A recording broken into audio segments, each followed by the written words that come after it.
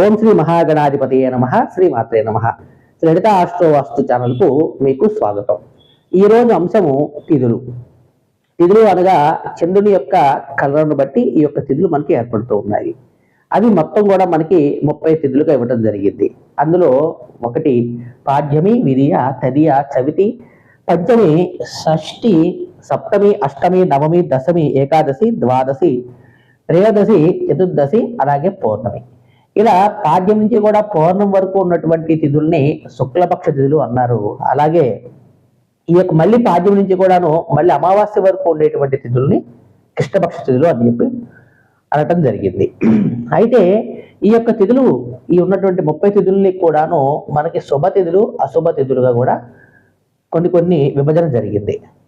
అందులో భాగంగా ఈ యొక్క తిథులు అంటే 5 రకాలుగా విభజించారు. అవి ఒకటి నంద తిథులు, బద్ధ తిథులు, జయ తిథులు, రక్త తిథులు, పూర్ణ తిథులు అనేటువంటి 5 రకాలుగా విభజించడం జరిగింది.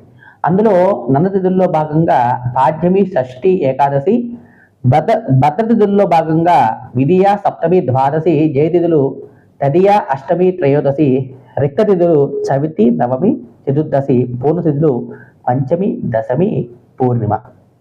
ఈ యొక్క తిథులలో రక్తతిథులు అనేది ఈ చవితి, నవమి, చతుర్దశి అనేది ఎటువంటి శుభకార్యాలు కూడా పనికిరావు. అలాగే ఈ యొక్క నందుల్లో షష్ఠి, బద్ధతిథుల్లో ద్వాదశి, జయతిథుల్లో అష్టమి, ఇవి కూడాను శుభ కార్యక్రమాలకి అంత అనుకూలం కాదు. ఈ యొక్క అశుభ తిథులను పక్షి క్షేత్రములు అని అనడం జరిగింది. కాబట్టి ఈ పక్షి క్షేత్రములలో మనకి ఎటువంటి శుభకార్యాలు కూడాను జరపడానికి వీలు లేదు.